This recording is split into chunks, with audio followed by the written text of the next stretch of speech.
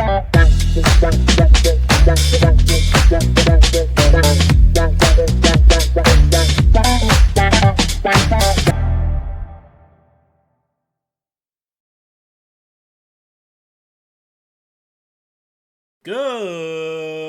morning, everybody. It's a beautiful day. Welcome to the Fasce Cast, your weekly podcast of everything football. We have fantasy predictions, bets, news, you name it. We got it all here every single Thursday morning, 8 a.m. on YouTube. We'll be right here at the Fasce Cast. And today, I'm joined here by Mr. Chris T. and Mr. Nick. How are you guys? You want to know what? I'm doing fucking fantastic. And you want to know what else? That's what I thought was going to happen here. What a great game. And you want to know what else? The first 10 seconds, there goes our monetization. Monetization. Yeah, like we're going to get monetized. Yeah, and you want to know what? I'm feeling a little cowboy delusion today. Wait, huh? I'm feeling a little Cowboys fan delusion. Wait, huh? Can you say that one more time? I didn't hear you. Yeah, Cowboys fan delusion, meaning I'm feeling the same way you did a couple weeks ago when you were delusional as hell about the Cowboys, and I'm getting a little delusional about the Rams. Oh, I thought you meant like about to the Cowboys, so I had you queued. No. We're talking about the Rams here. And I feel, you know what? And after this long into the season, I think it's okay for me to feel a little bit delusional. I think it would be too. I mean, yeah, you know, I would say at this point in the season, it's expectations. 8-2, second in the NFC seeding. You pretty much clinch the playoffs at this point, as long as you're in. At this point, we still have 2 games against the Cardinals. Now those aren't gimme games, and the Falcons, who knows what's going to happen with them. So, yep. Well, speaking of all this delusion, what a great time to just go ahead and say, will I ever be wrong, guys? Will I ever? Well, you were wrong about. Okay, all right. No, I hit the 2.5 on the Seahawks. I'm the only one that won that bet, actually, because you guys had the Rams when I see it. But guess who only lost by 2? Seahawks. They come down. Yeah, well, you can't say that to me because I take the Rams every single week, regardless. I know you do. But my point here being is, remember all these crazy hot takes that I had at the maybe 4 or 5 weeks ago? I forget when it is. It was a very long time ago. You all thought I was crazy when I said, hot take number 1, the Chicago Bears would win the division. Bears. And you guys laughed at me at Bears. That. That one. But look who's sitting at top of the division right now. Who's leading the division? I know. We'll just put that there. Number 2, I'll have your responses after I list all my hot takes. Okay. Sorry. Number 2, Carolina Panthers. I said they would win the division. And look where they're sitting. 1 game behind. Still a couple games to play against the Bucs. I don't know. Look how the Bucs are playing. Look how the Panthers are playing. Winning games, losing games. Bucs got a hard schedule. They got a tough game this week. Look, Panthers have a chance to win. They got a tough game too, but that's a game away. I'll take number 3. Colts. Said they weren't a team that was going to run away with it. I said the Jags were going to sneak up. Can they be sneaky still? I don't know. They're winning games. They're still kind of weird to me. What do you guys think? Yeah, okay. But at this point, hot takes when I said everyone was laughing. But now look how close we are to the reality of it. This is, you know what? Actually, it's if we're gonna go in order today, it's actually Nick's turn. I'll let Nick go first, and then I'll go. Yep. Well, in that case, I'll give you the Bears. That was surprising. The Bears and Panthers are the 2. I'm like, yeah, all right, you called that. The Jags, though, we all kind of said that could be sneaky. That's not exactly a hot take. I mean, 2 games behind. You've said from the beginning of the year as well, Colts you don't think are a real playoff contending team. They lose against teams that should be in the playoffs. Well, they're going to be in the playoffs, so it's just Super Bowl. Right, but it's like the Steelers every year. They make the playoffs, but do you really belong there type thing. I mean, being 2 games behind the Colts, I mean, there still is a lot of football to play, but who knows? But yeah, I'll give credit where it's due. You did say this a couple weeks ago, and it's pretty close. I won't say. Well, here's what I got to say. The only thing that's surprising me with your hot takes is the Bears. Because that one, I honestly did not think that the Bears could be in the position where they are right now. I knew the Ben Johnson effect would probably at least happen a little bit, and they would play better. I didn't think they'd be playing as good as they did, but I also, the big key is I did not think the division that they're in would be playing as poorly as they have been. I thought it was going to be another year where we had the Lions only losing 1 or 2 games again, or you know, possibly the Vikings. At least at that point in time, JJ was hurt, so more of the Lions. And then even halfway to this point of where we are, we thought the Packers as well could have been Super Bowl contenders. So this one was huge. The Panthers one, it might not happen depending on how the Bucs are, but that division is always the number 4 division as far as the seeding goes. So that could be anybody's division, and we kind of had said that. We said maybe the Falcons, could dethrone them, and we didn't. At the time of the season, though, that I called it, when the Bucs were the clear, fighter they were team, the clear MVP, but Baker Mayfield, and that's when I think was the Panthers calling may it. have had But a that win, one, And now they're a almost, game like, behind. but that one still didn't feel to me as like the only one to me that feels crazy is the Bears. That's the one for me. I'll take it. And the Colts, the one thing that Nick just said, I don't necessarily like what he said about the Colts, saying they're losing to teams they should have beat, blah, blah, blah. Okay, well, the teams that they lost to, one of them they probably should have beaten, and that's your Steelers. They lost to them. And then the other ones are the Rams, who are arguably the best team in the league. And they only lost because of an Adonai Mitchell fuck up. So I also don't think, as of right now, that your Colts take is playing out either. So you With don't that being think said, the neither are the Jags, Jags. you don't think the Jags can surpass them, is what you're saying?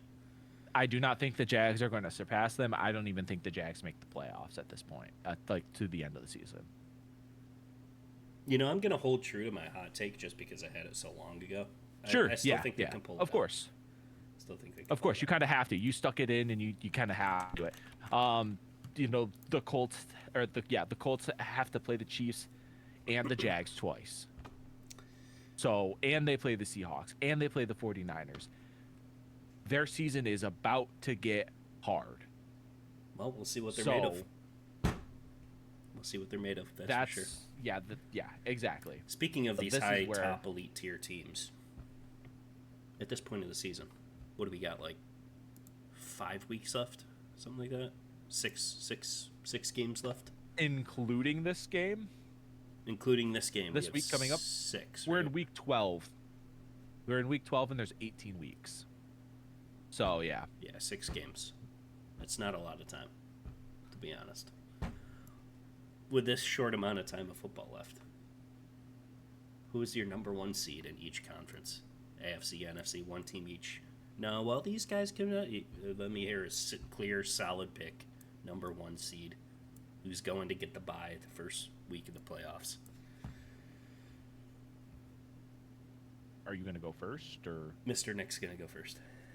Okay. Man. Patriots Rams for me. The Drake May thing going on is going good. I think the Patriots are playing a bit better than the Broncos are.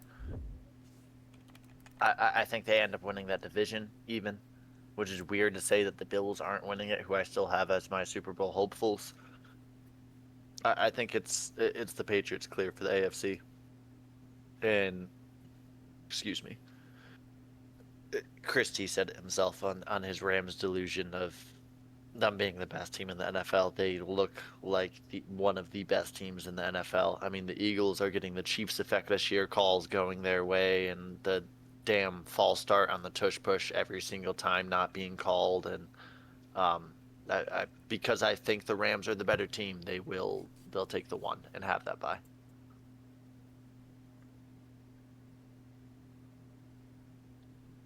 Christy? Justin, are you on or is it me? Oh, no. Me? I'll Okay. go last, yeah. Yeah. So first impressions is I absolutely agree with Nick here. For like, the Broncos are currently the 1 seed, but we all have our doubts about that offense, and they're tied right now. The only reason why they are ahead of the Patriots is I think it's their home record or something to do because They haven't lost at home. They have less points against. That's why. It's weird though because the Patriots are winning in they're 3-0 in the division, and the Broncos are 2-1 in their division. So I to honestly me, think it's the the points Patriots. against. The Broncos have 192 against. The Patriots have 206. Yeah, but at that point, you're so down on the. I don't know. I'll have to look into it and see exactly what that tiebreaker is because that's a pretty deep down tiebreaker. But I like the Patriots more. Broncos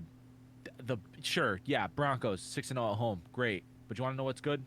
Patriots 5-0 on the road. That screams that they are a fighter. Sure, they're 4-2 at home, whatever. That 2 losses at home, but 5-0 on the road to me and 3-0 in the division is crazy good. They're the only team in the AFC to have 0 losses away, and that's huge. No matter the opponent. So I'm going with the Patriots. And then the Rams, of course, I have to. My delusion is high. We're winning we're winning the division. We're going to be the number 1 seed. Delusion is pretty high right now. We're playing fucking fantastic football. Matthew Stafford MVP. He didn't need his MVP numbers this week. We ran the football effectively. Force for 4 turnovers, but we'll get into that later when we talk about the Rams Bucks game.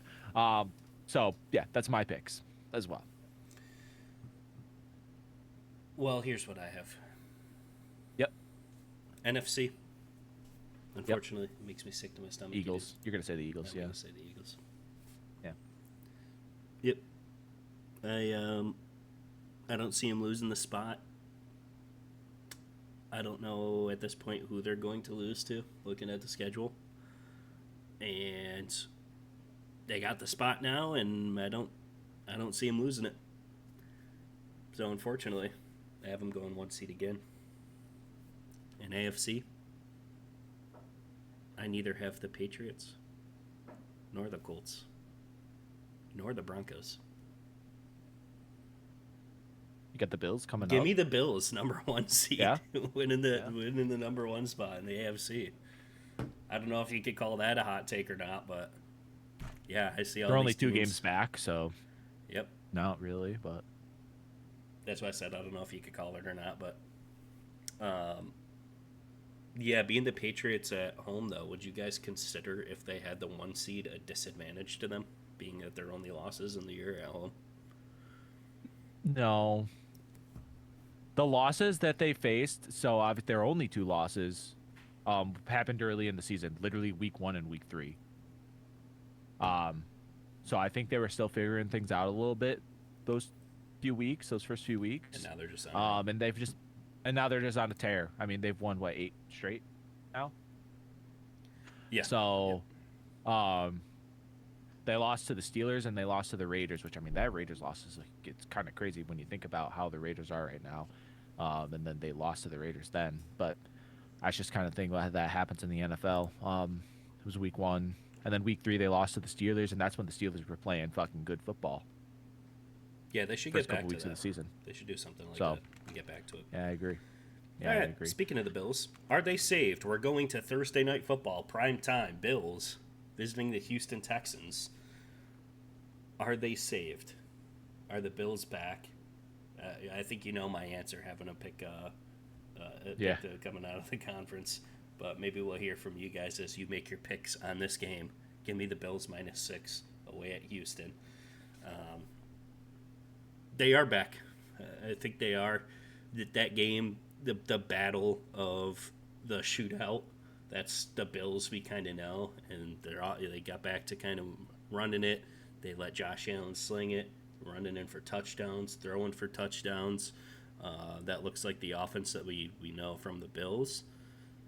They win the shootout, of course. And, yeah, give me a -6 here against this stellar defense.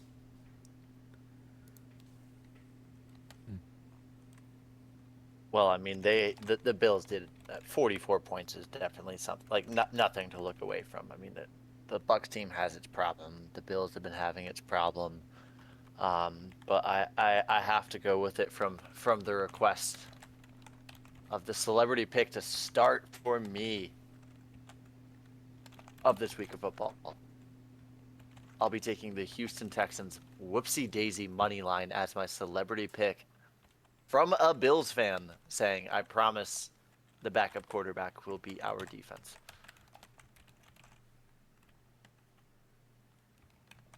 Is that all you have to say about it?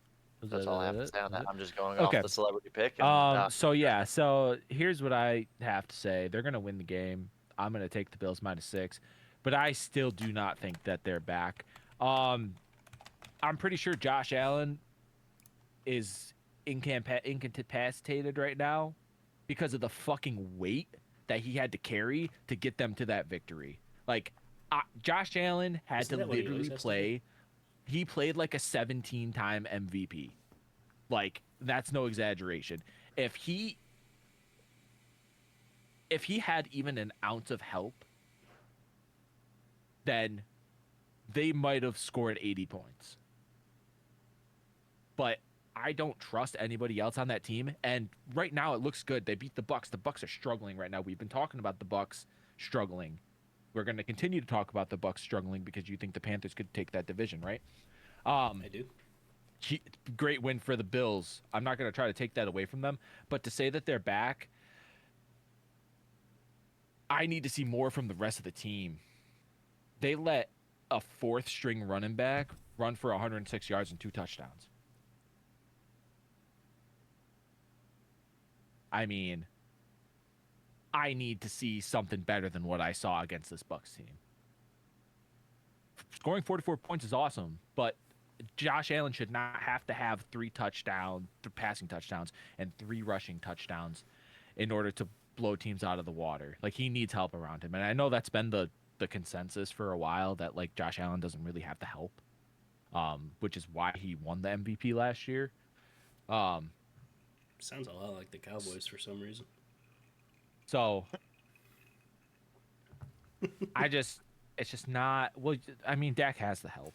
He's got 2 number 1 receivers. I want to talk about the offense.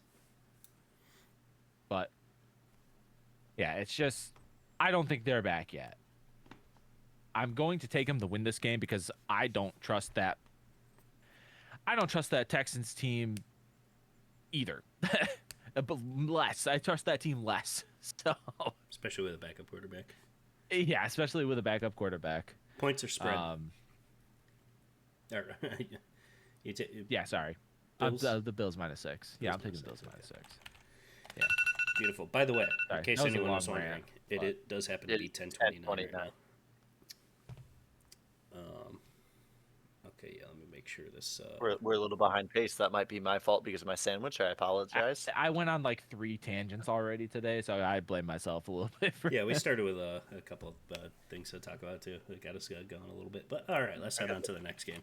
We're going to New York Giants visiting the Detroit Lions.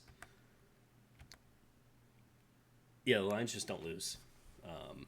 They lost last week? Yeah, they lost. Yeah, they did. Yeah, they don't lose back-to-back games. They don't lose. Wait, they lost. They don't lose back-to-back games is where I was going with that. So I'm going to take them to win this game. Is it by 10.5 points, though? Yes, it absolutely is. Lions -10.5. And, foot on the gas, cupcake teams. They're not going to let it have. Is Jackson Dart even playing? I don't think so. Giants is 2 injured. They've lost their starting quarterback, their starting running back, their starting receiver. Their whole entire offense is in shambles. Their defense isn't living up to what they're supposed to be. They fired their coach. This team is just like reset year. There's nothing to win for. Yeah, I think this is a -10.5 easy for me.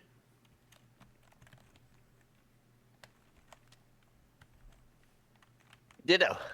I mean, it's. I say Dan Campbell every single week. Just doesn't know how to stop. It's like they're already on the ground in the fetal position, and he's still throwing kicks, and he's finding another steel toe boot to put on to kick through. Um, I think the Lions will be up by like 20 points in the second quarter. The Lions minus 10.5 quite easily and comfortably for me. Yeah, I'm gonna agree with you guys, but I just want to bring something up here that think that down the stretch, Dan Campbell, obviously we like him for his ballsiness, right? Like going for it on I mean, the fourth down, blah blah gigantic blah. steel tear he has swinging down there. Literally, but like I think that this last game against the Eagles, I think that played to a disadvantage for them based on the Eagles defense. You can't go, what was it, They're 0 like for 6 on 5. fourth down? Yeah. 0 for, yeah. You cannot go 0 for 5 on fourth down and expect to win football games. I think that when you get in a situation where you possibly could get points, I think you need to take them. Your defense was through most of the game was playing well, or the Eagles' offense wasn't playing well, however you want to phrase it.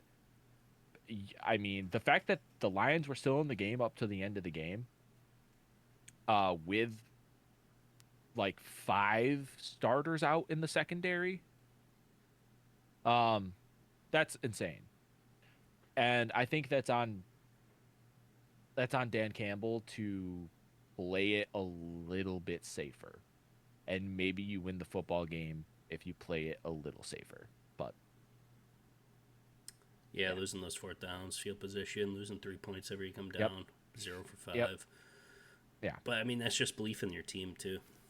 So I don't know. I It also understand. kind of scares me. 10.5 is quite a lot of points. Seeing how the Giants kept the game literally tied with the Packers the whole entire time. Is the Packers' downfall or the Giants' defense? I don't know.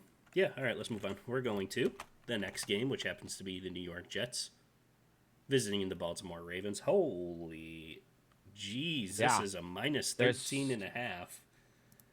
This is the first of 2 minus 13.5 spreads today, by the way. 13.5. The Ravens are favored. Oh, wow. That is a lot of points. Are they really that back, though? After barely squeaking out of the win against the Browns? The Jets did just trade all their defensive players away. Oh, wow. This is a lot of points, guys. 2 touchdowns. Yeah, give me a minus 13.5. I think they are back. I think they're going to roll over this Lions team. Oh, man, that's a lot of points to be taken. I could. No, yeah, I'm sticking with it. Give me Ravens minus 13.5. Yeah, you mean the future? You got to remember though, that's AFC North football. AFC North football, it will always be a close game, typically, except for when you spit on a defensive player and don't expect to get punched in the mouth for it. I'll talk about that later as well when we talk about that team. But AFC North football is typically always close. It's one of the when I say it's one of the hardest divisions, it's one of the most physical divisions I think there is in the National Football League.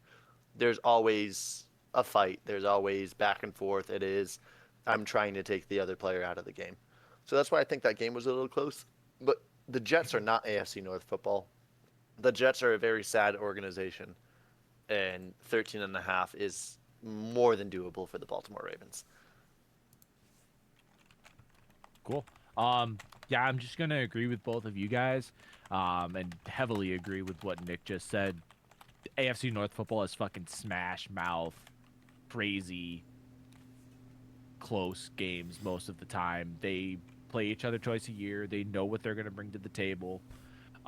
So I will agree with you there, as well as what you said about the Jets. They're just a piss poor organization. They got rid of all of their players. Fucking, is Breece Hall hurt too? Right? They lost Garrett Wilson. I don't know what's going on with Breece Hall. But I don't know if he's still playing, but I don't know. They're falling apart at the seams. So this Baltimore team's gonna roll up in there at home too. It's in Baltimore, so expect them to score probably 50 points. And all of them right now are pretty much saying every single game is a must-win game to kind of catch up. You literally have to win every single game if you're the Ravens. All right. Yeah, let's move on. We're going Seattle Seahawks They're visiting the Tennessee Titans this week. Another back-to-back 13.5 favorites for the Seahawks. Now, guys, watching this game, the biggest game, the game of the week last week, I said if you weren't watching this game, you weren't a football fan. It just made me wonder, is Sam Darnold just a cupcake team beater? Whenever the lights get bright, and I'm talking going back to the Vikings, playing for the division, number 1 seed, first playoff game, it just looks like he's a totally different quarterback, and the same one, the same thing last week. Biggest game of the year, first in the division, you have to win this game, and he throws 17,000 interceptions out of nowhere. They had 5 turnovers, I think, in that offense for the game. Are the lights too bright for Sam Darnold? I'm taking a minus 13.5 for this game because this is one of those situations, you play a cupcake team, you absolutely see Sam Darnold sling it. JSN's going for 200 yards. But when the lights get bright, does he just fold like a lawn chair? Take it away. Because of the aspect of him folding when those lights get bright, I mean, it seems to happen quite a bit. Yes, the Titans are a cupcake team. I say it every week. Cam Ward understands why the Tennessee Titans were able to draft him. But with the way Darnold just played and the inconsistency it seems to be, I feel like this spread is just too big. I think the Seahawks will win this football game. But I'm going to take the Titans spread on this. I just don't think that it's Sam Darnold will be able to put together. I mean the Titans could win this game in a sense of Sam Darnold played like he just did again. It turns the ball over 9 times and the Titans get put in a bunch of scoring positions. I mean, like the Titans scored 20 points against the Chargers, which we said is a relatively solid team. They did put up 14 against the Colts, and we say the Colts is another team that just beats down on poor organizations. The Titans have been blown out a lot this year, but I don't think it's going to be really a blowout. I mean, they beat the Cardinals 22-21. Just scrolling back through it, like looking at their scores, I just think it's too big of a spread for Sam Darnold to be able to cover. Okay. So let me just start off by saying that Seattle defense is no joke. Cam Ward's not going to score any points at all. It's just not going to happen. Obviously, we just beat them, so saying that their defense is good is may sound weird, but the Rams benefited from 4 Sam Darnold picks. Matthew Stafford had 130 yards passing. If your quarterback has 130 yards passing and you win the football game, then that means something crazy had to happen to the other team. So with all that being said, the Seahawks locker room absolutely fucking love Sam Darnold, like to their core.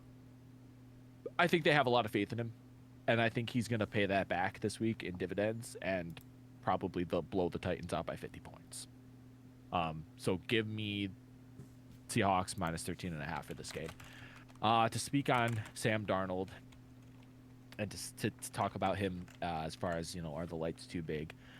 I do think the lights are too big for Sir Samuel. They played the Rams last year in the regular season, and they are one of the 3 losses that he had in the regular season. Then in the biggest game to end the season, to take the number 1 seed, he loses. Then in the first round of the playoff, again to the Rams, he loses. Gets absolutely dominated. Yeah, you had to add that in. And then here we are. He plays this year. He loses to the 49ers.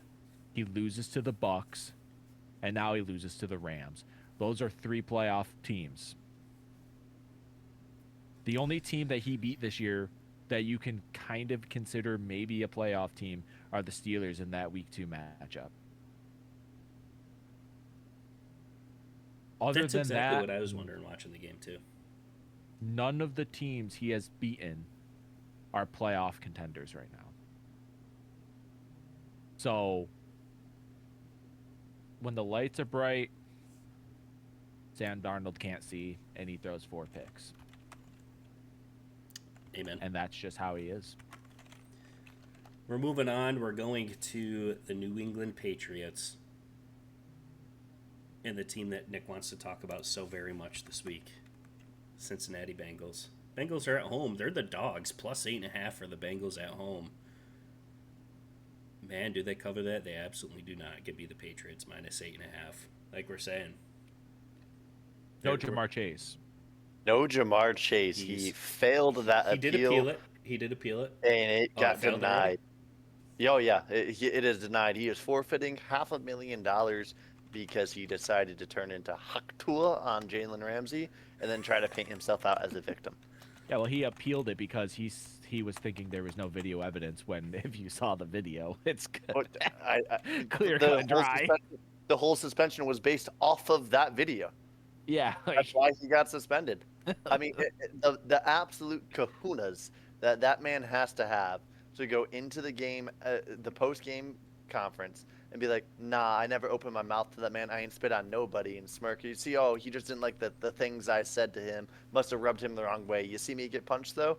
When it's on video of you going, and right in his face. I mean, like, Mike Tomlin, I have problems with him. Everyone knows that. I mean, you can meet me and you can mention the Pittsburgh Steelers, and I'll probably go into a 45-minute rant about Mike Tomlin and how I wish he was not there anymore. But I got to respect what he said. He said, in his conference that he talked about, they asked him about the Jalen Ramsey situation. And he said, when a man does that to you, you got to do what you got to do. Like, everyone is just clowning on Jamar Chase for, 1, doing that, then 2, lying about it, not acting like there's 800,000 cameras in the stadium trained on you because you're a superstar in the league. It just shows if he doesn't produce, he went, 3 receptions, 30 yards, he turns into a big crybaby. Think about all the problems he's had with Minkah Fitzpatrick, Kyle Hamilton. When he gets strapped up, he doesn't know how to behave like a human being. And then he did one of the most disrespectful things you can ever do to a human being. If either of you were in a disagreement with someone talking back and forth and they spit in your face, what would your reaction be? Oh, dude, yeah, exactly. The same thing that Ramsey did. It's an immediate, you are going to have a very sore jaw, without question. Even former Bengals players who love Jamar Chase, Chad Ochocinco, and people, like, he works out with Chase, said, you're just dead wrong, man. You don't do that to another man. Everyone is just ripping it apart. And without Jamar Chase, I mean, you saw what the Bengals happened when he got locked up. They did nothing. The Steelers, whose offense has been struggling, won that game because of 2 defensive touchdowns. Our defense finally stepped back up. Where the hell has that been? Get into that one later, too. But yeah, Patriots, number 1 seed, minus 8.5. Give it to me. Screw the Bengals and Jamar Chase.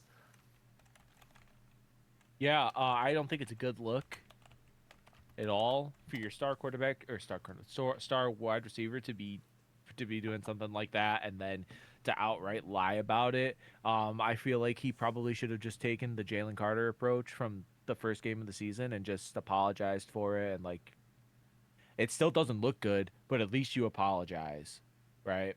So just flat out lying about it, and then the nerve to try to appeal it after the video comes out. Like, you're not winning that appeal. It's just not going to happen. Maybe he just blacked out and didn't even realize or didn't even remember it happened. You know what? Oh, no, if you you watch the video, he smirked before he said, I never opened my mouth to that man. He smirked and was trying not to smile as he was talking. Yeah, he knew damn well what he did. I don't know if whatever the case is, it's not a good look. I don't like it. Pretty piss poor thing to do. Give me the Patriots by 1 million. Yeah, I'd say it's rightfully deserved for the suspension. Just look at the first game of the entire NFL season when That's why I was Jalen Carter, right? Yeah, yeah, that's what I yeah, was yeah, saying, yeah, right? Yeah. yeah. So Honestly, so the thing about this is, I honestly think it should be more. But I think they have to stick it to one because of what they did with the Jalen Carter yeah, situation. I Absolutely. don't think you can do more because of how they already set that precedent. But I absolutely think it should be 2, maybe even 3 games. I I mean, mean, half a mil that is a is pretty big probably hit. the That's a big fine. that's like that's the Well, most the that is a initial fine was massively for his disrespectful thing. game check, which is like $420,000, which is absurd. But it's like around 500 is the fine because I think they increased the fine because of what he did with the media as well, trying to turn Yeah, Ramsey.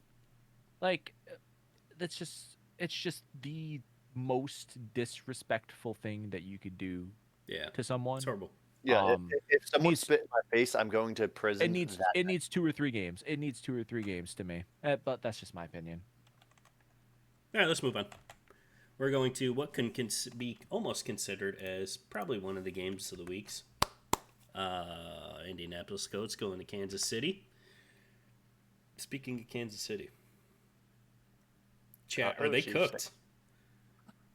Are they cooked, chat? Like, are they making the playoffs? Like, Right now, they're out. they're, I don't know. Like, I actually, you lose a couple more games. Like, how many more games can you lose before you're like, okay, they're like done after, what was it, 11, 12, 13 years in a row winning the division or something like that? Making the playoffs every single year for the past decade. Could this be the year, 2025, 2026 season, that the Chiefs are not in the playoffs? This game was almost kind of hard for me to pick. I almost did the whoopsie daisy. I'm just going to take the Colts points here because I'm kind of in an in-between spot here. With my hot take from the beginning that the Colts are not going to be a team. They can't play against good teams. Here we are against maybe considered a good team. But yeah, if the Chiefs have any of their mystique of being the Chiefs and the Swifties left, they're not going to lose. Arguably, probably this is like you lose and you're done kind of game, in my opinion. Like if you lose, you got to really look at like, okay, like this is on the line, like this is it. So I think this is everyone in the locker room knows this is kind of a must win situation. But can they pull it out? That's why I'm taking the points for the Colts. Plus 3.5. No whoopsie daisy. Chiefs probably win, but give me the spread. Well, we've said the Indianapolis Colts can't beat playoff teams all year, right? Like the 2 losses were to playoff caliber teams. The Chiefs are not a playoff caliber team right now.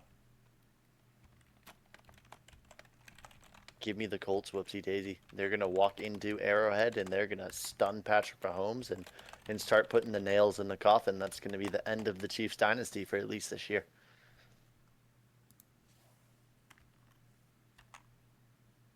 So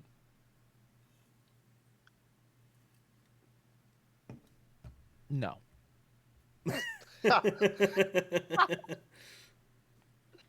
Just okay. The Chiefs are struggling really bad. Losing to your division rival that you've beat up on for years and years, that's horrible.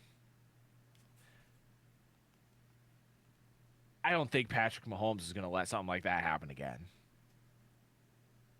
Travis Kelce was on a heater last week, too. He was all over the field. You're going to see that again.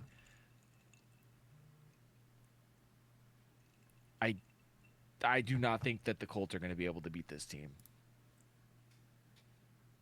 I want them to beat them because I don't want to see Kansas City in the playoffs again. But I'm taking the Chiefs. Fresh air. Oh, dude, it really would be.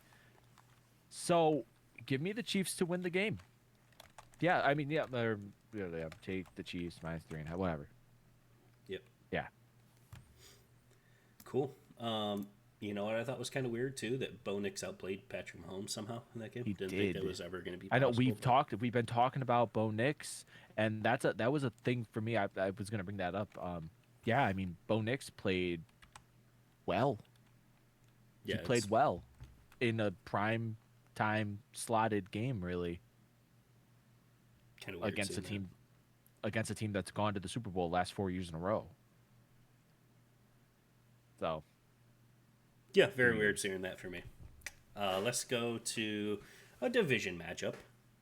We're gonna go to the Vikings in Lambeau against the Green Bay Packers, and my oh my, Packers almost favored a touchdown. They're at -6.5 at home in Lambeau. But this line was kind of curious to me, being that the Packers have not looked like a strong team, and that's a lot to do with Jordan Love and the offense, in my opinion. I think the defense is playing solid, great football, but you gotta score points to win the game at the end of the day, and not to his fault too, because I don't think he has like the offensive like weapons that yet. Like who's the receivers on that team? yeah, they don't really have like a clear front number one receiver. They got Reed and Golden. Yeah, Golden the rookie, Romeo Yeah. Dobbs. Like Romeo they Dobbs, don't have. Yeah, they don't have the oomph, the fire, and Josh Jacobs in the running game is not really picked up to where they would like it to be. And he's about to be out this week too. I'm pretty sure. And he's about to be out this week. Yeah. All that going in to this, -6.5 is just a little bit too much for me. I think equally on the other side, the Vikings, same thing. Great, solid defense. Offense in question.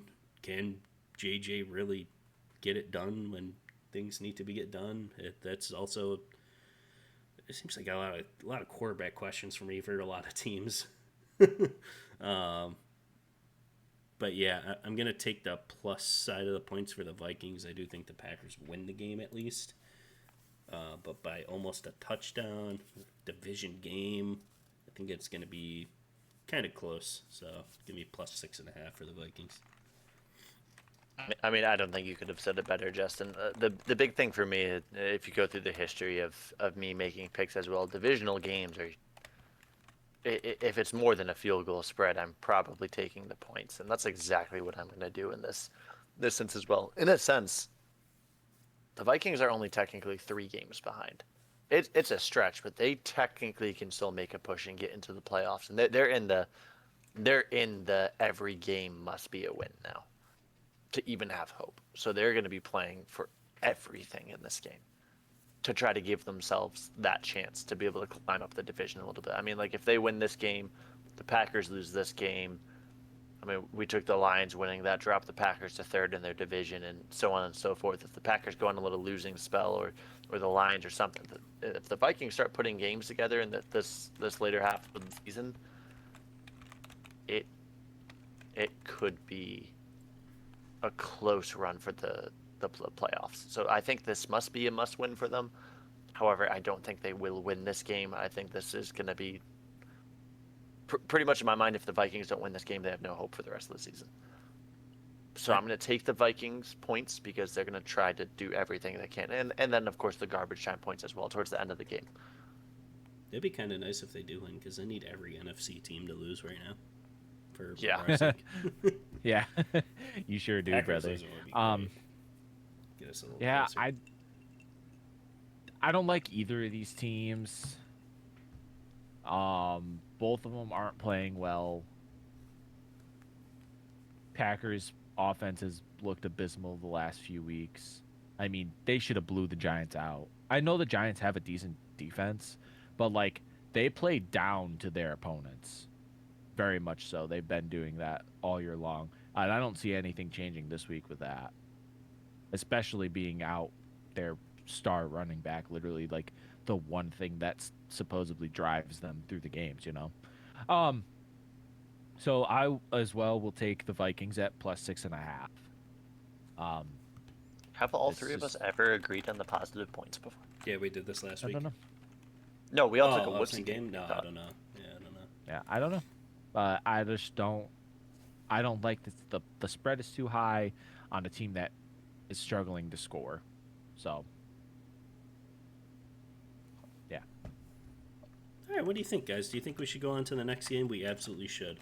Let's go to the Pittsburgh Steelers visiting the red hot take Chicago division leading Bears.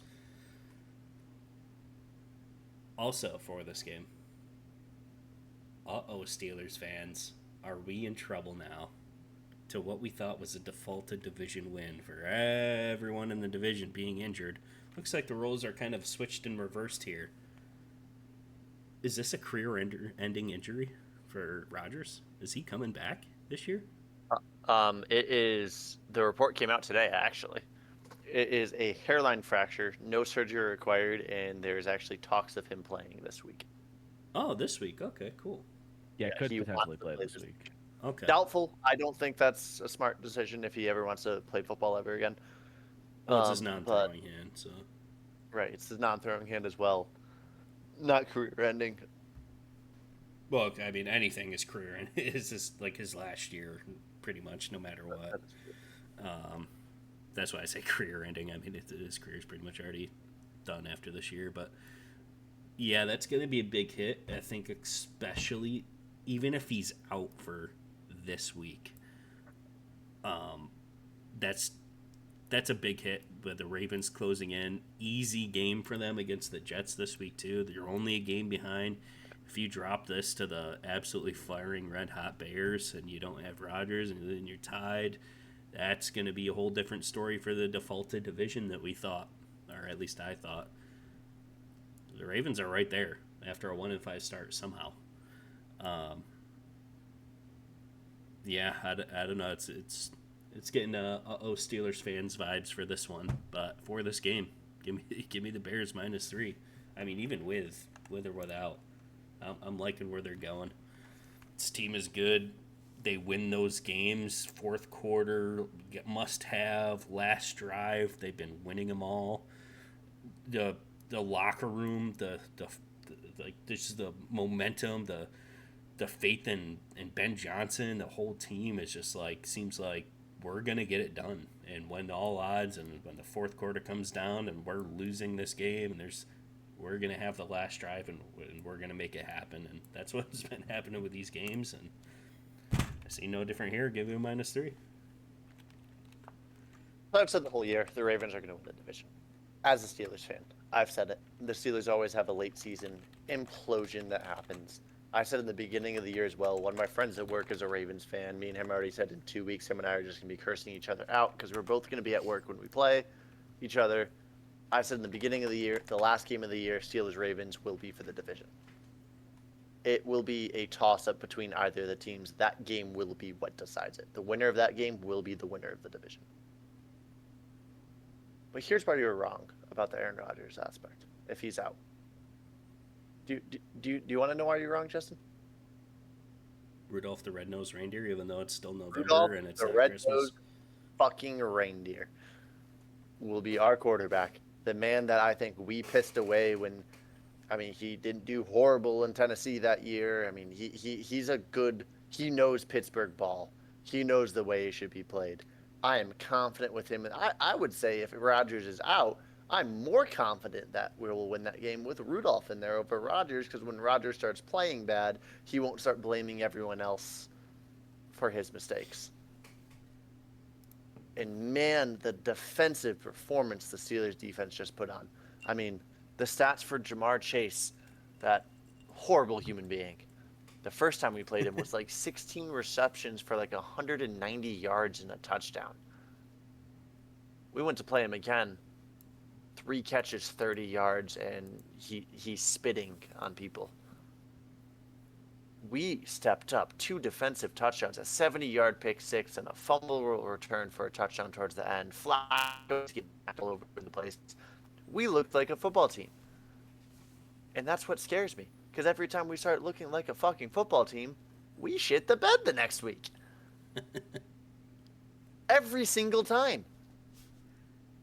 Should we change the quote to "No two good things happen to the Cowboys" to "No two good things happen to the Steelers"? We won 34-12 this week. We lost 10-25 the week before. The week before that, we won 27-20 over the Colts. The week before that, we lost 35-25 to the Packers. The week before that was it was the week we lost to the Bengals, 31-33. Like, it is all over the place for us. We beat the Browns 23-9, but then that was their bye week. Then we beat the Vikings 24-21.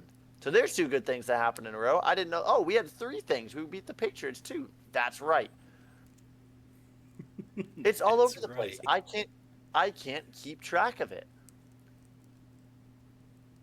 But God, if our defense can play like it did, and I think they're red hot, especially with what just happened with Ramsey, they're gonna be angry. They're gonna come out with some fire. They're gonna want to go.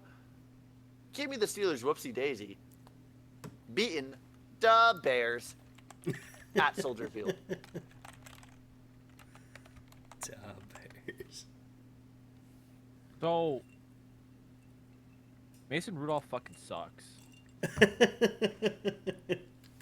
I mean, he can come. Listen, he did what a backup does. He comes in, he plays, and that's what they're good for. Now you're putting him. The Steelers, to me, and I'm sorry, Nick, the Steelers do not have an identity. They don't know who the fuck they are. You just said it yourself. I'm not. They have disputing. absolutely no clue what kind of football team they are. They don't have an idea of what kind of football team they want to be, right? So I look at that, and then I look at them playing the Bears at home, a team who looks like they've found an identity. They're winning their division. They're winning close games. They're doing everything that they need to do. They're protecting the football. They're playing at a very high level. Ben Johnson has his team looking good. Steelers are a hit or miss every week. They don't know what's going on. Give me the Bears -3. That's a good point to make, too. They have been protecting the ball. Caleb Williams has not been giving it away, which is really what you want to see. That's what wins you football games. I mean, turnovers are what make or break your team. Yep. And one last thing, if Mason Rudolph does play, he will be horrible because it is not Christmas yet. It is still November. Okay, we're moving on to the next game. Let's go. Go to the Jaguars. Going to Arizona. I don't know why I sounded so excited about going to Arizona, but -2.5 for the visiting team, the Jaguars, as we all know, and as we all have seen. The whole entire year, the Cardinals keep it close. Have they had every game a one-score game? Probably something close to No. Not every game. They lost to the 49ers 44 last week, to, they got smashed. and then they lost, but then they also lost to the Seahawks before that, like 44-20. Okay, so they're horrible in the division. Yeah. Yeah, give me the Prince. Give me the Jags. No, the 49ers was a 16-15 game.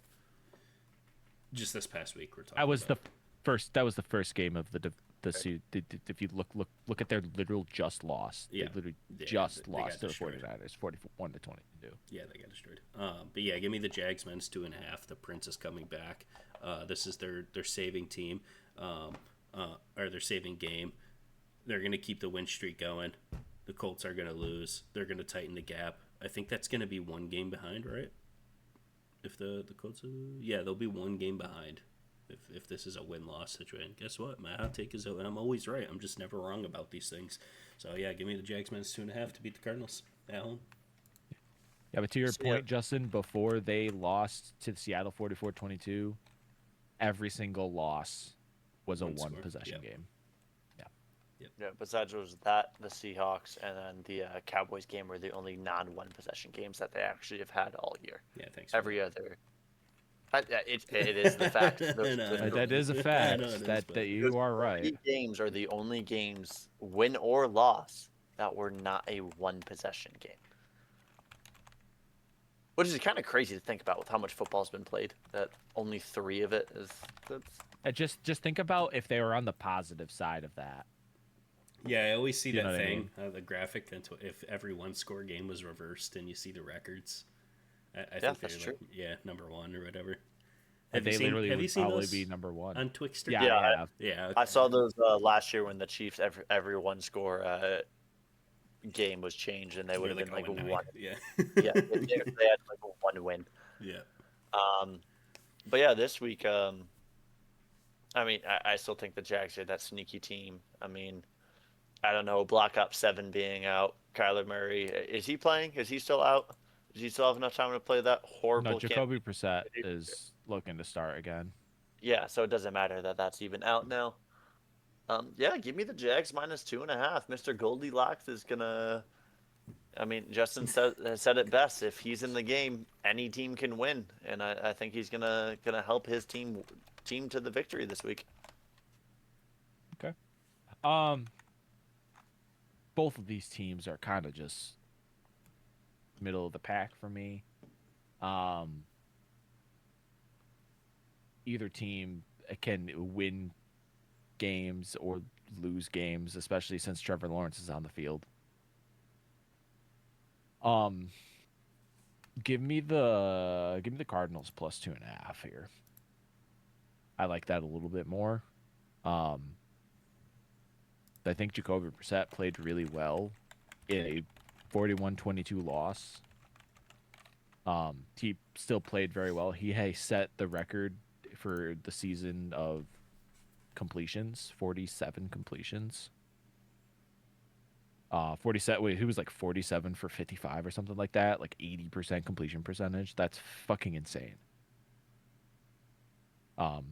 In a loss, but still. So give me the Cards at +2.5. Let me ask you guys a question before we move on to the next game. Yeah. I know we talked about the Jaguars moving off of Trevor Lawrence this year, like this was his year, but looking at their record, looking at the division, looking at the playoff hunt, if they happen to make it into the playoffs, or if my hot take comes true, which it always does because I'm never wrong, is this his saving kind of last few weeks here? Like if they make a playoff push here, even make it, even if they lose in the first round, do they re-sign, keep him? Is he the quarterback for the team? I'll let you go, Nick. Go first. I think they have to make it and win that playoff game for them not to consider it. I think that's what it would come down to, is a playoff win. So you have to do a not playoff just win. making it. Now, let me ask you, is that the same position for Justin Herbert? Because guess what? He hasn't done that either. You see where I'm going with this? I mean, That's exactly where you're going with it. I would say that would be the scenario for next season for Herbert. Herbert would be in that position next year. This year he's still fine. Next year will be the chopping block, trade away something aspect. If with Harbaugh there, they still don't produce anything. So the thing with that is, this is a second year. Everyone, second year with Harbaugh. What is? Oh, you're right. It is. What is? I would say then yes, actually. Yeah, I was going to say, give him what's a the year. difference between this year and next year with the Chargers specifically? Because what is like the one piece that they haven't changed about that team? Like trying to get just a playoff win, a successful playoff win, deep run season. They've changed the coaches, they changed the line all around them, receivers, everything except one piece stayed the same, and yet they still haven't won. Well, it's only their second season. Justin Herbert has been It's only the second season with the head coach, right?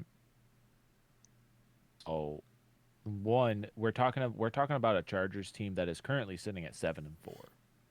So we're talking about a team that is still in the they playoffs always make it, and still currently there. The problem that I have with this year is that you said something about the offensive line. You know that they set a record for the amount of offensive linemen. Yes. The most pressures against in the entire league. Yeah. Yeah. So they're 7-4 despite that. So sure, Is it going to look bad if they lose at the first round of the playoffs? Yeah, probably. But can a team who lets up the most pressures, league leading pressures, league leading sacks, So you can't win football games like that. That's how not all many on Herbert. how many times, how many years in a row can you continue the same story and just say, all right, I mean, let's just run it back next year? Almost like the Ask Dak Bills Prescott. versus Chiefs kind of situation. Almost like the Where Pittsburgh Steelers for the last decade. that I I mean mean, there's that a too. lot of guys you've been able to say it for. Look at Phillip Rivers, right? Never did anything in the playoffs, but stayed on that organization for 15 years, right? Matthew Stafford with the Lions. Obviously, he's a Ram now, but he was on that team for 12 years. No playoffs. Like that's just something that happens when you have a franchise quarterback. That when the quarterback plays well and you still lose, you stick with the quarterback. So, yeah, And obviously there are some scenarios where that can change. I think that again, the Lions, they just wanted a little bit of a refresh and they whatever. But right. So you were an advocate for Trevor Lawrence. This is his hot seat year. If he's able to, I'm an advocate for Trevor. What is the line here? Is it making the playoffs? The line to me is yes, like obviously it's important to make the playoffs. Making the playoffs is not just on the quarterback, right? Making the playoffs is a whole team thing. So the thing is when the Jags lose, Trevor Lawrence plays like 4 interceptions, and even when they win, sometimes he has a bunch of interceptions. And I don't like Trevor Lawrence as a quarterback. I like Herbert is a much better quarterback than Trevor Lawrence is. I can see that. So you're saying the argument is he has to be the reason. Yes. Yeah, my argument is he is not the reason they're losing games. He's not the reason they're they were up what 20 so these two teams playoffs a few years ago. They played each other. Jaguars were up what 28-0? Is it Justin Herbert's fault that they lost? No. That defense just decided to not play anymore. Right? Just like if the Rams would have lost to the Seahawks this last week, you're not blaming Matthew Stafford for the loss. Right? It's just one of those things. I don't know, 130 yards. Yeah, that's you do what you have to do to win. So yeah, and they did end up winning. They did. All right, let's go to the next game. We're gonna go to the most definite eyeball avoider of the entire week, maybe the entire season. Cleveland Browns going to Las Vegas Raiders. Don't even turn this on your TV this week. Raiders are favored -3. I'm simply gonna take it. Give me the home team. -3. There's not really much to say about either of these teams. Quarterback play for the Raiders has been atrocious. He has like 2 interceptions every single week. Quarterback play for the Browns, same thing. They threw in Shador just to see what happens. Let me know, what are your thoughts? First looks, real NFL game. Shador halfway through the season, 3/4 through the season. How'd he do? How'd he played? He was trash for me. I think that's the reason why he's riding the bench. He's number 3 in the lineup, the depth charts. We've seen that all come to a fruition right here for this game, in my opinion. But yeah, give me the Raiders -3. Brock Bowers has a game. Even though this defense looks insane, Myles Garrett with another 3-4, give him 73 sacks a week. This poor man, he deserves so much better. Put him on, trade him to the Cowboys. We need him. Yeah, Raiders -3. I think it's too early for Shador. It was his first real live game outside of preseason. Like the first time he's really in, cameras on him. This is the real deal. Whatever happens matters. So I think it's too early. I think there needs to be some more action before I can fairly judge his quarterback play. But because of the defense aspect of the Cleveland Browns with Myles Garrett and the way that Mr. Geno Smith has been playing in the Raiders offense, did you see the play with Genti took the handoff in the end zone and he looked up and the entire defensive line was standing on the other side of his offensive line? Like he had 6 people touch him as soon as he touched the football. Did you guys see that play last week? I did, yes. Yeah, because of that, I think Myles Garrett might set a single game record for most sacks in a game. And also, it might happen to be setting the record for the most sacks in the season at the same time. Give me the Cleveland Browns whoopsie daisy on this. I don't know why. I mean, just Myles Garrett alone will be enough to be a game wrecker for that offense. You want to know what, Nick? I'm going to have to completely agree with you. Oh my God, is that what it's like to be on the receiving end of that? I just got the biggest smile on my face. And... So the Cleveland defense played very well against the Ravens. So obviously they lost, whatever. But the Cleveland Browns defense played well. They held them to 23 points. This Raiders team is not even close to as good as the Cleveland or the Baltimore Ravens. So this Raiders team is looking for some trouble. Now let me get on to Shedeur. Did you know that the offensive line has never even heard any of his cadences up until he entered the game? They have never the offensive line has never even seen him on the practice field. He has had no first team reps. He has had nothing with the first team at all, which when listening to coaches and stuff this week on Monday talk about that, they said that is got to be the most abnormal thing they've ever seen. Backup quarterbacks still get first team reps on defense unless you are a veteran who doesn't necessarily need those reps and you can just go in and play. They don't necessarily get as many, but young quarterbacks, second stringers always get first team reps with the offensive line and the offense in general. And he got none. He's had none. Ever since Joe Flacco left, ever since Gabriel's been the starter, he's had none. So they threw him into the fire. And he just had to wing it because he's had no practice with this first team. So I don't think you can take this at that first little bit for anything. Let's see what he does. He's going to have a full week of practice, right? He's starting this week, correct? I don't know. I'm pretty sure he's starting. So he'll get a full week of practice. And when I mean the cadences, it's the line of scrimmage talk, right? Yeah. The quarterback talking at the line. They didn't even know what his cadences were or meant, or they've never heard them. So yeah, that's kind of crazy. I didn't know that. So Cleveland Browns. He was set up for failure. He was set up for failure going out there. And you want to know what? He had a couple of incredibly good-looking throws.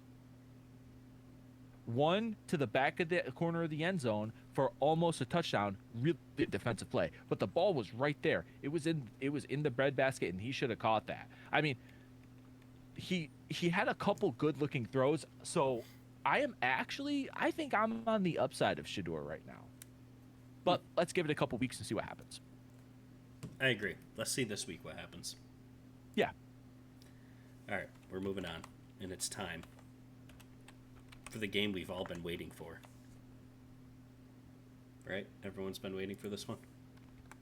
Actually, I'm actually pretty excited about this game. It's the Eagles visiting my Dallas Cowboys. Guys, we're in a must-win situation, let me tell you. I'm just kidding. There's absolutely no chance for the Cowboys to even make a run. Honestly, if you listen to my pregame about them playing the Raiders, I was excited for the game. They're off the bye. They're coming back. We got all these new defensive pieces, which look great. I thought Quinnen, first game as a Dallas Cowboy, gets a sack. Amazing. I think he makes a difference on the line. too little, too late. This trade should have happened 4 weeks ago, like I said. But yeah, I think it's a little upstep for the roster. We got Overshown coming back, which I was very excited about. He's probably my favorite player on the entire defense. A lot of pieces coming back off of injury, trades, everything. I think the roster's filling. They got to make some chemistry here this week. I think it's only going to make them better. But as far as looking at the NFC as a whole, the Eagles already have locked the division. There's absolutely no chance that we make a divot on that. And being already that we lost to a bunch of these teams that could, be a seeding, making it to the wild card. Pretty much every NFC team you can think of, Panthers and Bears and Packers, we had the tie to, so they're going to have to lose. We're going to have to outright win them on the seeding. It's just not looking great for us, and actually we should probably lose this game. Speaking of this, I don't think the Eagles will lose games too much. And yeah, I don't see anything really defeating them. Like I said earlier, I think they're just going to keep on the roll. They're going to win games. So another division game at home. Cowboys, they usually play great at home. For my first whoopsie daisy of the week, I have the delusion again. Cowboys for making the playoffs. I saw the graphic. We're in the hunt, guys. Guess what? If we just play, we know we have a must win. These schedules: Eagles, Chiefs on Thanksgiving, Lions. We're gonna make a comeback, guys. We're gonna make a push. Even if we grab the 7th seed, we have a chance to go to the Super Bowl. Delusion is back. We're gonna make it, guys. How about the Cowboys? Give me the money line.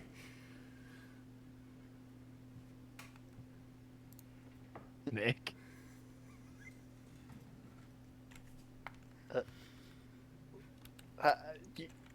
What? Guys, I'm out of breath. You know what's crazy? I dare say this might be one of the game of the week, possibly, in my eyes. Eagles Cowboys divisional game. Cowboys offense is hot. Their defense is doing a little bit better. The Eagles slowed down a little bit in points. I mean, of course, they're still going to be running that tush push. But I mean, man, that offense, if Saquon Barkley gets going, they got A.J. Brown, Devontae Smith. I mean, Jalen Hurts is still a dual threat quarterback. And I'm going to have to completely agree with Mr. Justin here. Go. I was going to say, I wouldn't. No, I'm not going that far. I'll agree with the pick for the game. I mean,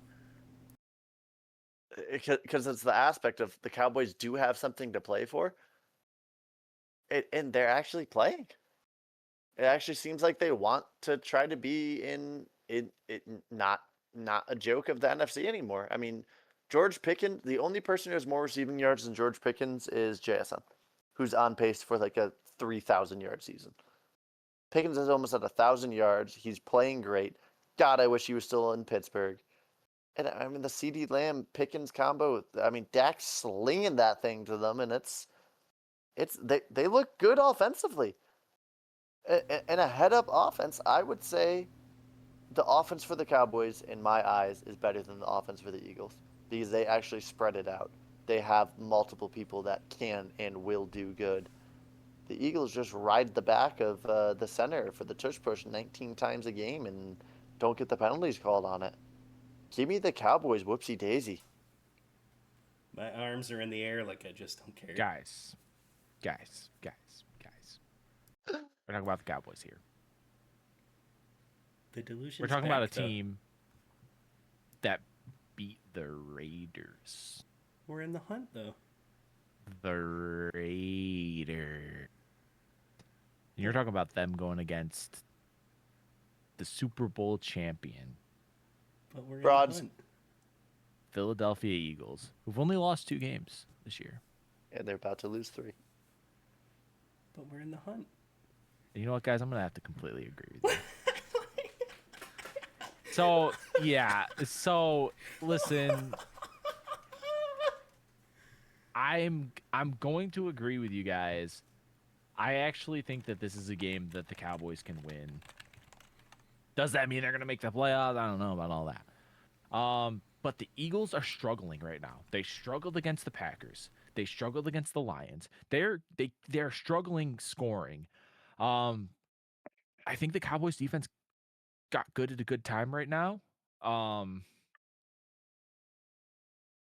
And I don't think that the offensive woes of the Eagles are going to bite them in the ass this week because this Cowboys team can score. We've seen it all year long. Pickens, CD Lamb, Ferguson. We've seen it all year long. So, yeah, give me the Cowboys minus 3.5. Or Cowboys plus. Give me the whoopsie daisy, whatever. Whoopsie daisy. Yeah. Let's fucking go. We're back, guys. The delusion's back. We're gonna make the playoffs. We're going to the Super Bowl. Nothing can stop us now. All right, let's move on. Yeah. We're gonna go to Atlanta Falcons division game. Going to the New Orleans Saints. This is a pick'em. Man, this is probably second eyeball of the week if you ask me. Minus 1.5 to the home team, New Orleans Saints. Oh man, I just don't know about either of these teams. Man, they're both in shambles. This division's so bad. Oh my gosh, give me the Falcons plus 1.5. Eyeball avoider of the week. No Michael Penix Jr. No Michael. I think that's in their favor. Kirk's coming in. Oh, also no Drake London. Oh, that's a big one. Give me the Falcons plus 1.5.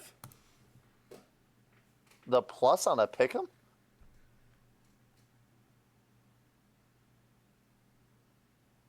You know, that's a good point. Maybe I should change my mind about that. Give me the Saints minus 1.5. Like, honestly, I don't even know about that. I mean, they're both like temes that are just like they're out of the talks. Real football teams. Like, I don't even know any of the players on the Saints anymore. Like, they've been so out of the picture, out of the talk, out of anything to do with the NFL. Same with the Falcons. You know, after they fell off, you know, they're out of the picture as well. Yeah, this is a meaningless game. Everyone's injured. Everyone's gone. They both have 2 wins on the season. Just kidding. The Falcons have a little bit more. And man, I really wished, you know, because we were talking about MVPs of the league, I had Bijan pretty high up there. I think I said he was one of the ones. Obviously, JT's taking that spot now for learning that. But man, he was looking great for the team, and they just can't win.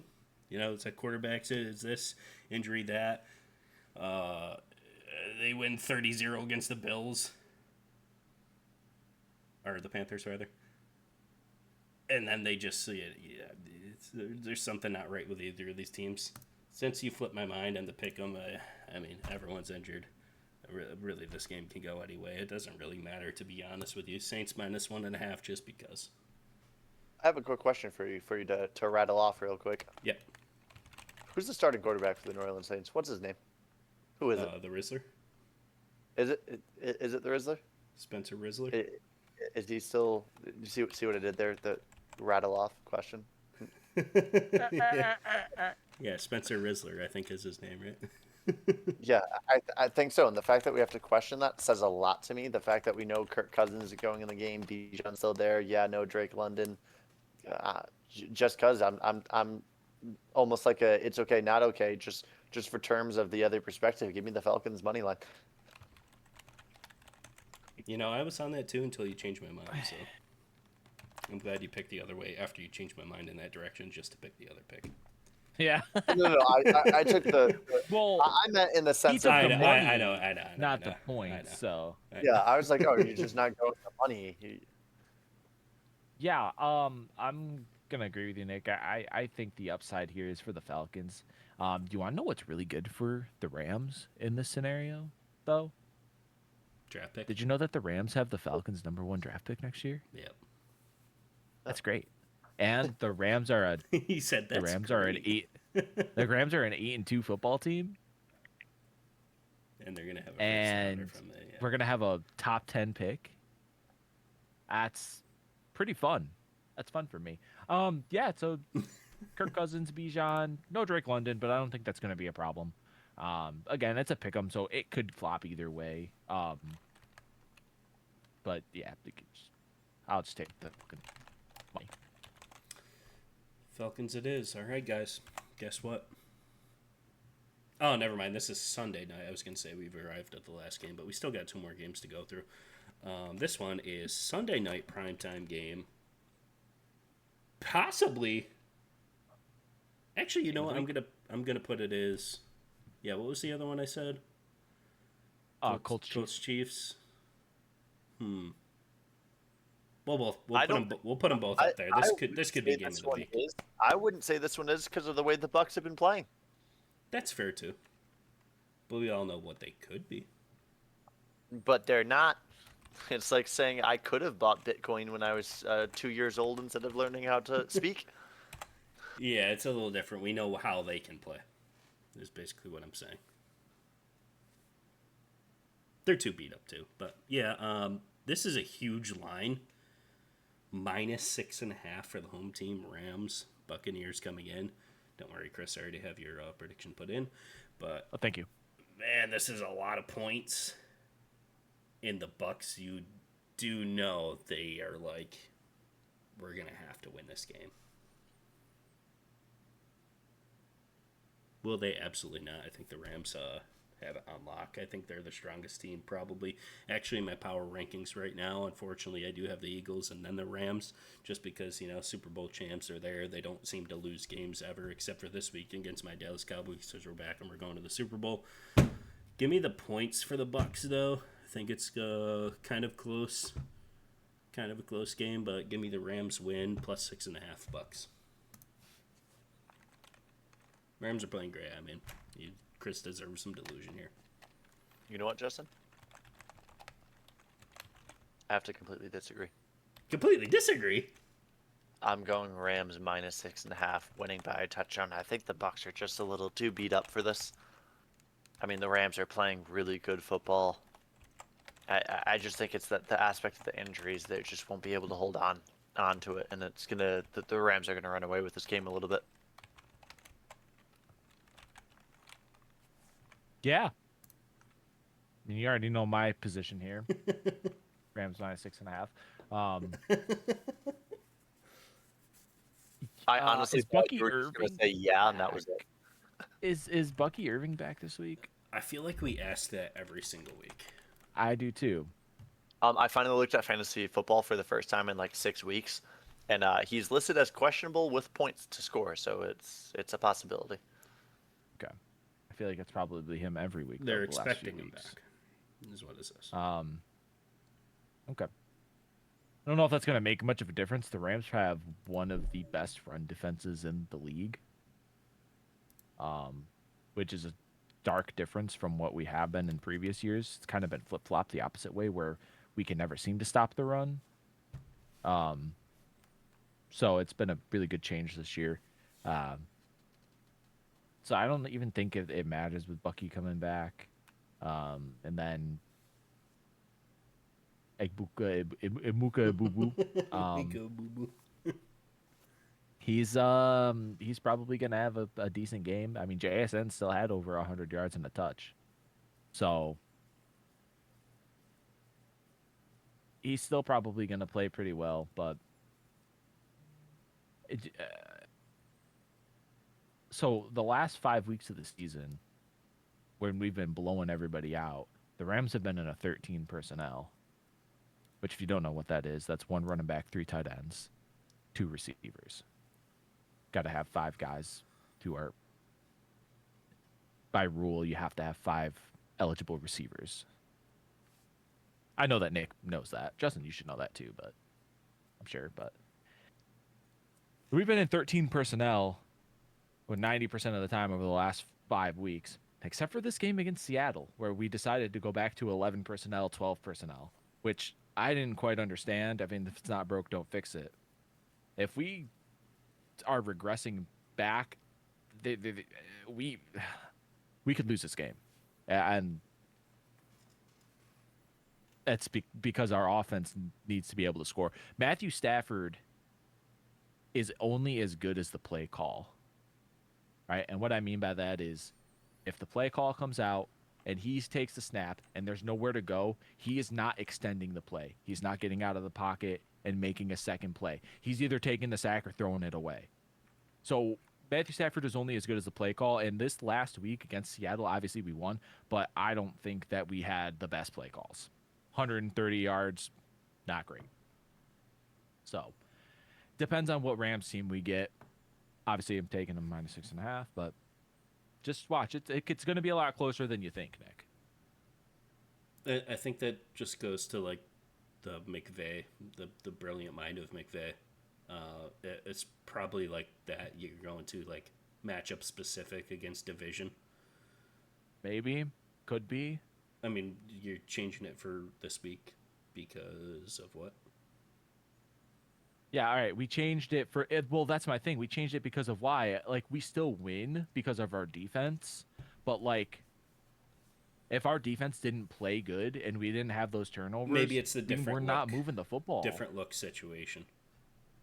Like, we were not moving the football at all. We got lucky with field position because of interceptions. If we didn't turn the ball over, we probably don't score a touchdown. What was this about all the delusion in the beginning? Now all of a sudden, you're walking everything back. I'm walking it back, man, just because. Because he had a reality check. He sat there. I had a reality check. Like, it's just because being so hyper fixated on this team, I know their flaws, so it's hard for me to overcome those flaws. Even with all of the noise saying that they're the second best team in the league, second best team in the NFC, rather. Maybe the second best team in the league. I don't know. Well, all of that, the talk about that, but like, I see glaring problems, which in the playoffs scares me. So that's it. I think it's a lot of week to week matchup thing. I think you're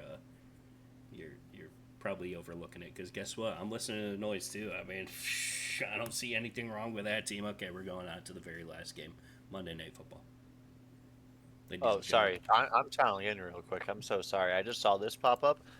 Drew Brees will be returning to the Caesars Superdome for his first broadcast for the Saints since he's retired.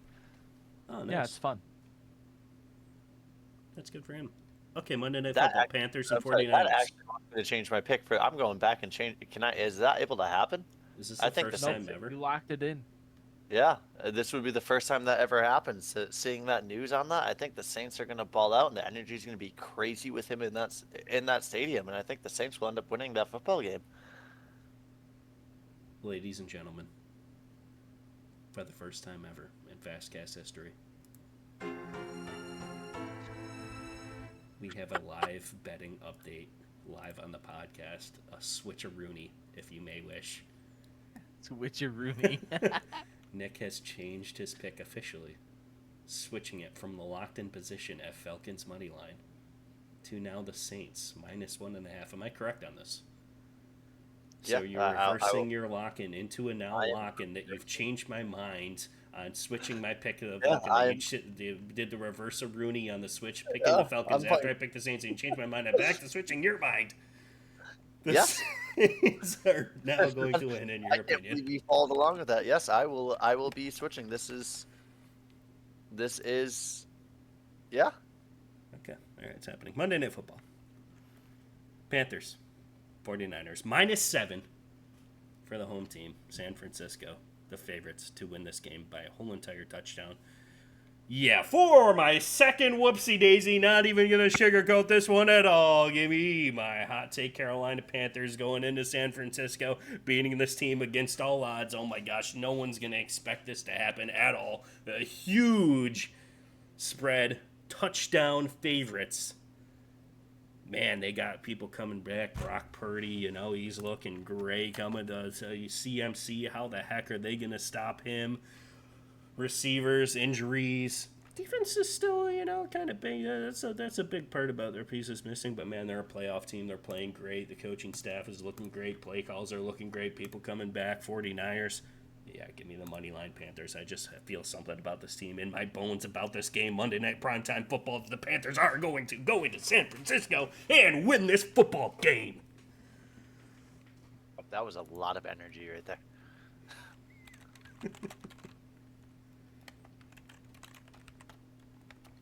But, I mean, Brock Purdy's back, though. I mean, like, he looked good. CMC, Brock Purdy, Ricky Pearsall, George Kittle. I mean, he is still one of the top. He might be one of the greatest tight ends I've ever witnessed with my eyeballs. Like, he is consistently performing, putting up games, putting up numbers. I mean, I think he's up there in talks with, like, Gronk and levels of ability of what he'll do in his career. But, Justin, I'm going to have to completely agree with you. Let's fucking go. Burr, burr, burr. I was thinking of taking this. I thought I was going to get clowned and yelled at by both of you for, oh my God, the Carolina Panthers favored, like not favored by a touchdown. I mean, the 49ers should just go in and walk this, right?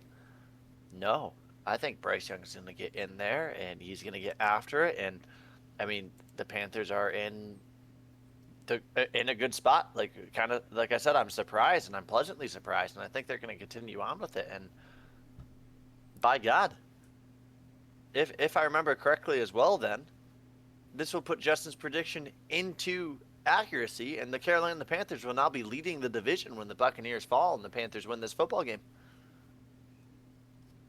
What can I say? I'm always right. You know what, guys? I'm going to have to completely fucking disagree with you. The fuck are you guys on? Are you guys smoking crack? What is happening right now?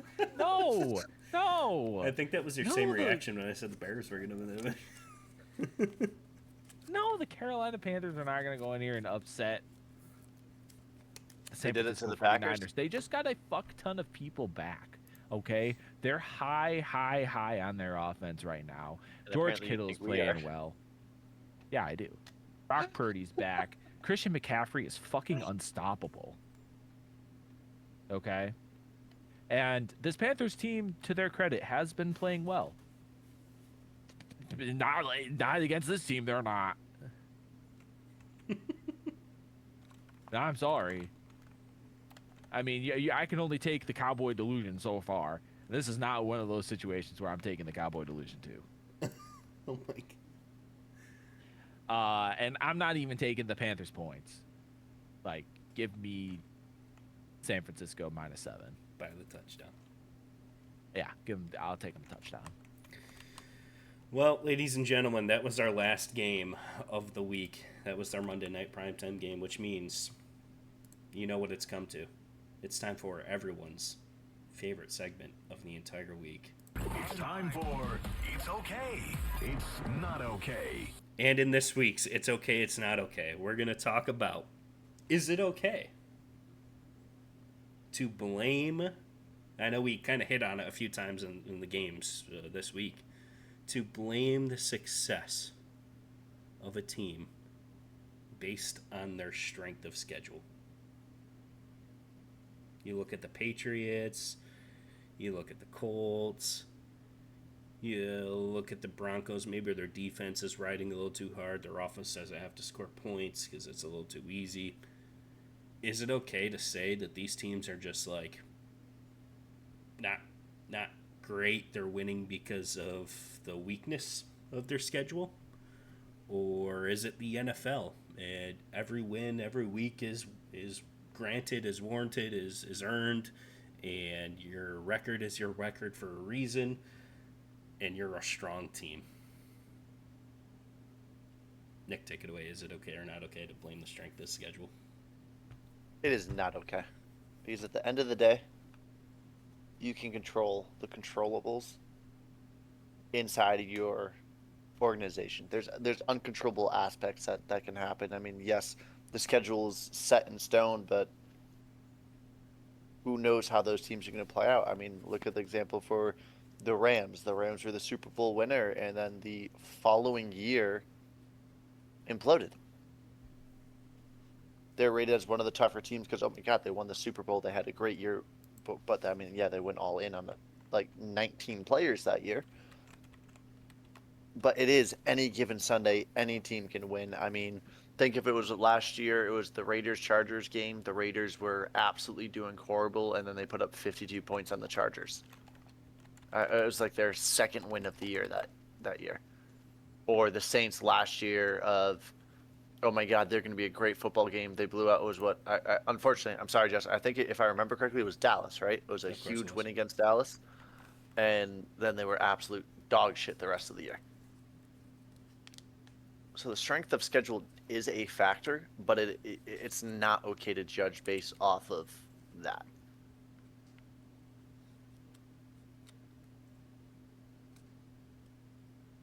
Christy? I've been like going back and forth in my head on this one.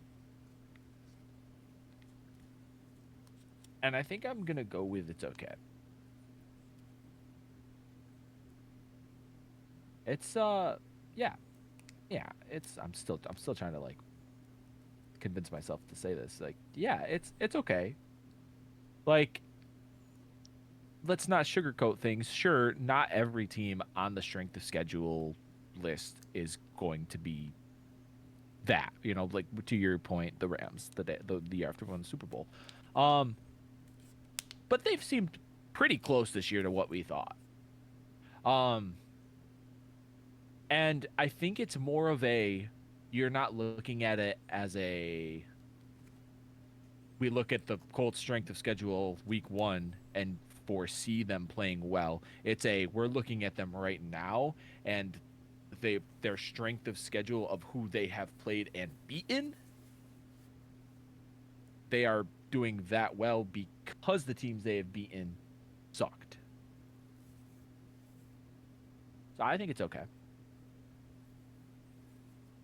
You know what? In my mind, I was kind of the same back and forth because it's not okay to the fact that ultimately your record is what gets you to the playoff, which there's 14 teams that make it, right? Yeah, 14 teams. Yeah. Get the chance to play for the one game that everyone's trying to make it to. 14 teams. 7 in each conference. Your record is what decides it. So being judged on your schedule, like who cares? You make it there. But then again, why I'm going to switch to it's okay for the strength of schedule is because I'm going to use the Steelers as an example. I'm so sorry, buddy. But when you look at the first playoff game, remember the game Chiefs versus the Steelers. And you're like, why is this game even happening? We all know what the result is going to be. Sneaking in on the last game, 7 seed, there were much stronger looking teams that had a tougher schedule that could have been a more competitive game in the 7th seed against the Chiefs than the Steelers did, just squeaking out because they were able to get a better record by beating up on the lower end of the teams. So that's why I'm going to say it's okay. And then plus you look at the Vikings, for example. They lose 2 games, 3 games on the whole entire year, and they get smoked in the first playoff game against the New York Giants. Hello? Like, why does that happen? Oh, that's because you beat every single bad team in the league to get to the playoffs. And then when you go up against a playoff contending team, you just happen to get smoked. So that's why I'm going to say it's okay to judge on it. And this is why I'm going to look at maybe the Patriots, for example, or maybe the Colts, for example. These teams that we look at them, like Chris said, you look at them at the beginning, not expecting much, versus now looking at the teams back at who they beat and the records and the strength of the teams. Looking at it is like, okay, good job. Yeah, you're 9-2, but when you face the Broncos and the Chiefs in the first round of the playoffs, what's your team going to look like? But yeah, that's pretty much my take. And any responses before I close out here? No. No? Okay, good. Nope, I'm just reliving that playoff game in my head now. I'm sorry. That's the first thing that popped into my head. I don't know why it is. Probably because Hey, we scored first. We looked good in the beginning, and then yeah. Yeah. It's okay. We haven't done anything in the past 30 years, buddy. Don't feel bad. At least you actually can do something. Anyway, all right, yeah, we're gonna go. We're gonna see you all next week, as always. Thursdays, 8 a.m. You know where to find us. The Fasce Cast on YouTube every single 8 a.m. morning on Thursday. Before we do head on to Week 13 of the NFL season, I just have to add this. Well, Week 12 is this week. Next week, you'll be seeing us for Week 13 what I was going for. But Week 13, when you see us next week and when we're talking, I do just have to make sure everyone that's listening to this point knows that the Cowboys will go to the playoffs and we are going to make the Super Bowl. But that's it for me. Anything from you guys? Nope. Nope. Okay, we'll see you. Be safe around trains. A message from Metro.